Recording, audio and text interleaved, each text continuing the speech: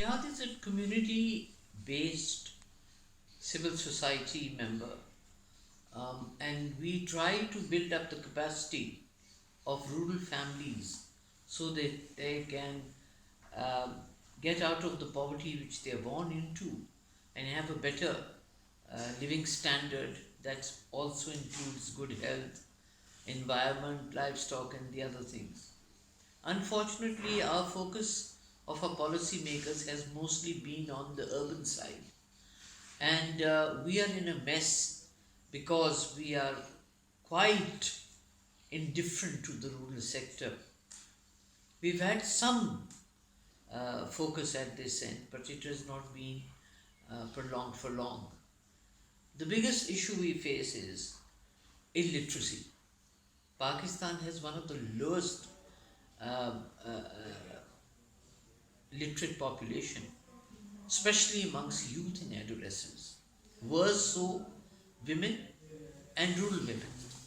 So, what we are trying to do is to bring them into the mainstream because we are striving for a middle class society. Poverty is there and it will remain in pockets, but we are hoping to take up our population into better conditions, and the best is middle class where they can make their own decisions. We are the fourth largest number of illiterates in the world globally. Punjab, which is the biggest province and which I work in, has 35 million illiterates. Again, mostly rural, mostly adolescents and youth. And we all know that youth are the carriers of the future of any nation. We are not very far from uh, uh, this region of Middle East, and they all know that if this poverty persists, it's going to harm the whole region. Because with poverty comes terrorism, with poverty comes a lot of climate change issues, and the basic growth of their whole area is affected if one pocket is not at par with the others. We've had good feedbacks on EAA, and we are hoping to get support so we can ease the lives of many poor. Number one, we are going to encourage to improve schools which are of the public sector. Also, we are going to take the mothers of those children and take them into SDG 4.6, that is, to make the youth and adolescents literate so they can have a bigger number of literate in that vicinity. And the other is to take skills into this whole scenario so that only academic levels will not take us out of poverty, but also with skills they can become self-dependent. And we've had a lot of success in this area where we have piloted certain schemes so we can take it to scale. You see, we are trying to get as many children between the ages of 4 to 9 enrolled. But with enrollment into the public school, we'll also try retention, because we have a very embarrassing situation when we have a very high number of dropouts. In class 3, most of them run away because poverty, because of not understanding the syllabus. So retention will be one of the big things we'll be touching, and that is by building up the capacity of the teachers and ensuring quality education with value added items like libraries. We have started mobile rickshaw libraries which go into the rural area, covers a certain area where books are given to the students so that they feel more excited to read, because school books often become dull, so we give them exciting things to read that their imagination grows. Then we going to start community-based schools where we are going to encourage communities to take on, because now the new benchmark is how many secondary school students are with us, and unfortunately Pakistan in this subcontinent has the worst record, which we want to overcome. Other countries like Nepal and others have better record of secondary school system than we have, which is not a very pleasant thing to face. So we are trying our best to uh, overcome that. So community schools will be taking on other women who are even above the age of 9 or 10, even 15 or 16, who can come back into the learning mode. We cannot have the luxury of letting one part of our population not made literate, because illiteracy has its own dimensions of poverty and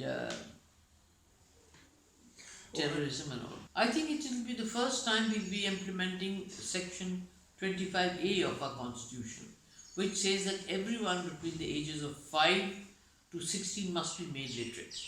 Now, the government school system only takes you till 9 years, 5 to 9.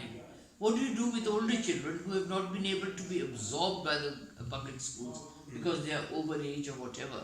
So, this will be a good way of trying to reach and piloting this system, so that the government understands that in one school you can also have various timings and get both age groups moving in different times for coming towards learning. So it will be a good way of absorbing so many people into the learning mode. We are going to try South Punjab because out of all the areas of Punjab, South Punjab, that is Rahimia Khan, famous for its camel jockeys, and Bhavalpur and South Punjab, which touches the deserts of our country, their poverty is much more immense. And to get people onto their feet, we are going to try this area because people are eager to learn, people are eager to get out of poverty, and we worked there for a while, and I think it's a very good place to restart so that we can decrease the abject poverty here. DAI of Britain, we've had UNICEF, UNESCO, ILO, a bit of FAO, JICA, we've had quite a few. But the whole thing is that the goal we have to reach is 35 million illiterates. It is huge. Therefore, it's not a one-off, 2-year program or whatever. It's going to take a long time to decrease the level of illiteracy in Punjab and therefore Pakistan. Because now education, even the common man knows, even the peasant knows, even the landless knows, that to have a better tomorrow you have to learn. And that is why communities will be encouraged to open private schools and other things like that, so that a new thought can come into the whole being. And it's also very necessary as far as environment is concerned. So people are told not to use too many pesticides, fertilizers, hazards. Good seeds important, because we are working in the rural area, we are concerned only about them. We are in 14 districts, but we have our own constructed offices in about 5 districts, because we want to show the teachers a sign of permanency. And these double shift we have, because teachers training, which we do every month, connected to our salary day, it's a place where they can gather, come together and learn, so we don't have to waste money on big hotels. We have our own space, and it's okay. We have total about 575 staff, and the headquarters has about 22 who are the sector heads and who do the monitoring and the evaluation and try to see that the vision of the board of directors meets some criteria.